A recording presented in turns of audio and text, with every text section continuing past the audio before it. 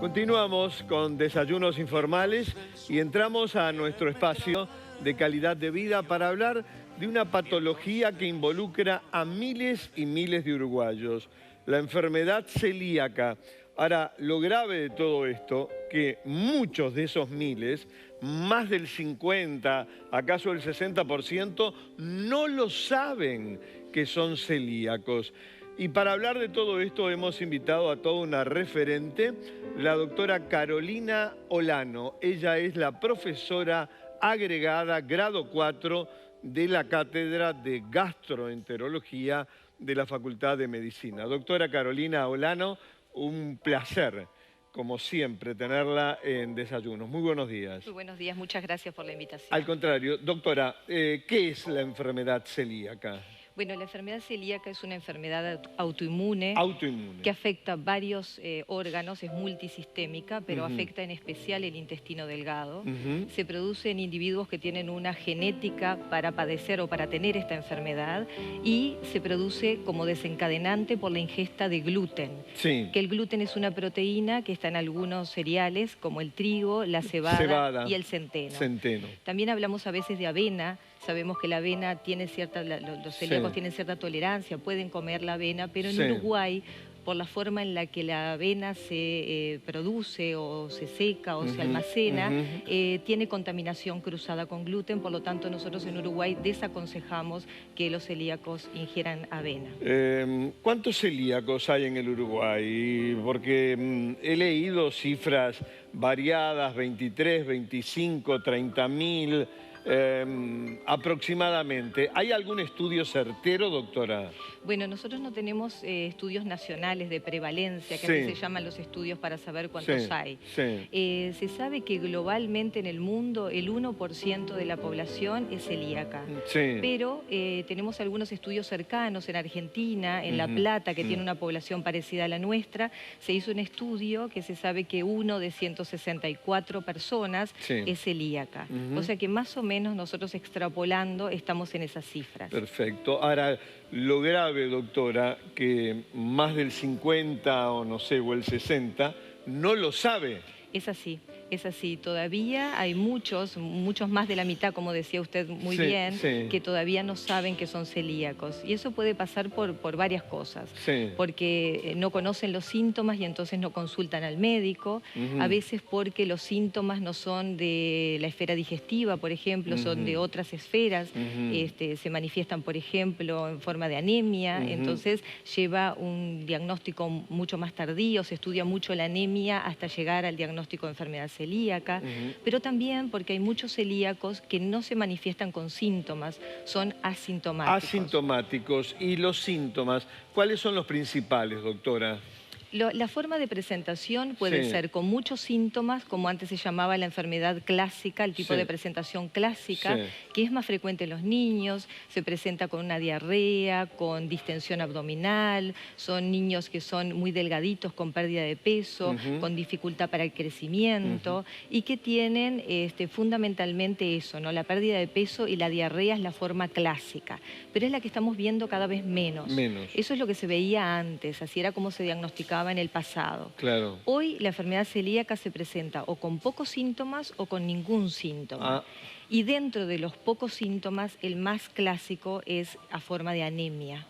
Anemia fundamentalmente por pérdida de hierro, pero también por pérdida de vitaminas o por falta de vitamina B12 ácido fólico. Doctora, un aspecto clave del tratamiento es una dieta de por vida libre de gluten. Exacto. Justamente como el desencadenante es el gluten, lo que sabemos hasta el momento, porque en la medicina todo cambia y vamos evolucionando, pero lo que sabemos hasta el momento es que el paciente debe hacer una dieta estricta.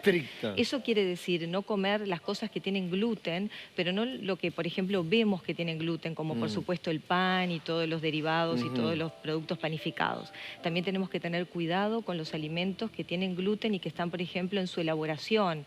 Los enlatados, que lo tienen en forma de espesantes, ¿no? Y ese tipo de alimentos hay que tener cuidado, hay que saber, hay que conocer esos alimentos. Doctora, antes de ir al consultorio virtual y las preguntas de la teleaudiencia, señalar que los celíacos se están moviendo han ido incluso al Parlamento, van a presentar una carta el próximo 15 de junio, muy preocupados por los altísimos costos que tienen los alimentos para ellos. Sí, es así y es importante que esto realmente se tenga en cuenta, Sí. porque nosotros sabemos, porque estamos en el consultorio y hablando con el paciente celíaco que tiene ya la dificultad de tener que hacer una Claro, dieta especial, una claro. dieta excluyendo alimentos, sabemos que los productos para celíacos tienen un costo bastante más alto y eso dificulta mucho el cumplimiento de la dieta. Sin duda. Yo creo que acá tiene que haber una sensibilización general, obviamente, de los industriales, de los fabricantes, digamos, para abaratar la dieta para los celíacos. Ahora sí, entramos al consultorio virtual con las preguntas para nuestra invitada, la doctora Carolina Olano. Ya tenemos la primera. Cuando como mucha harina me duele la cabeza, ¿no seré celíaca? ¿Cómo es el examen? Pregunta María, doctora. Bueno, y a María le tenemos que decir que sí, que tiene que consultar a su médico porque Sí. las cefaleas pueden ser un síntoma de enfermedad celíaca. Bien. No siempre relacionado a la ingesta directa, pero la cefalea tiene que consultar. Y el examen, María, en principio es sencillo, es un examen de sangre donde se van a buscar anticuerpos para la enfermedad celíaca. Si los anticuerpos dieran positivos, hay que hacer una endoscopía con biopsias. Perfecto. Vamos con la segunda consulta para la doctora Carolina Olano. Hice una dieta sin gluten para bajar de peso y me sentí muy bien. ¿Qué efecto produce el gluten en el organismo? Bueno, El cita.